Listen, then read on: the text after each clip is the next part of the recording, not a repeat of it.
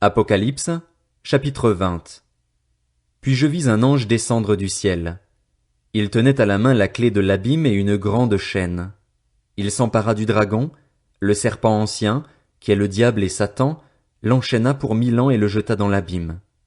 Il ferma et scella l'entrée au-dessus de lui afin qu'il n'égare plus les nations jusqu'à ce que les 1000 ans soient passés. Après cela, il faut qu'il soit relâché pour un peu de temps. Ensuite je vis des trônes, et ceux qui s'y assirent reçurent le pouvoir de juger. Je vis aussi l'âme de ceux qui avaient été décapités à cause du témoignage de Jésus et à cause de la parole de Dieu, tous ceux qui n'avaient pas adoré la bête ni son image et qui n'avaient pas reçu sa marque sur le front ni sur la main. Ils revinrent à la vie et ils régnèrent avec Christ pendant 1000 ans. Les autres morts ne revinrent pas à la vie avant que les 1000 ans soient passés. C'est la première résurrection. Heureux et saints ceux qui ont part à la première résurrection. La seconde mort n'a pas de pouvoir sur eux, mais ils seront prêtres de Dieu et de Christ et ils régneront avec lui pendant 1000 ans. Quand les 1000 ans seront passés, Satan sera relâché de sa prison et il sortira pour égarer les nations qui sont aux 4 coins de la terre, Gog et Magog, afin de les rassembler pour la guerre. Elles sont aussi nombreuses que le sable de la mer.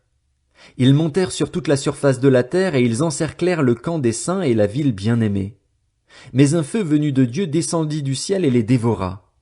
Le diable, qui les égarait, fut jeté dans l'étang de feu et de soufre où sont la bête et le prétendu prophète.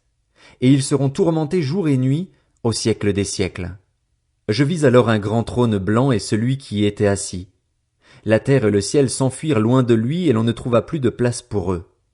Je vis les morts, les grands et les petits, debout devant le trône. Des livres furent ouverts. Un autre livre fut aussi ouvert, le livre de vie.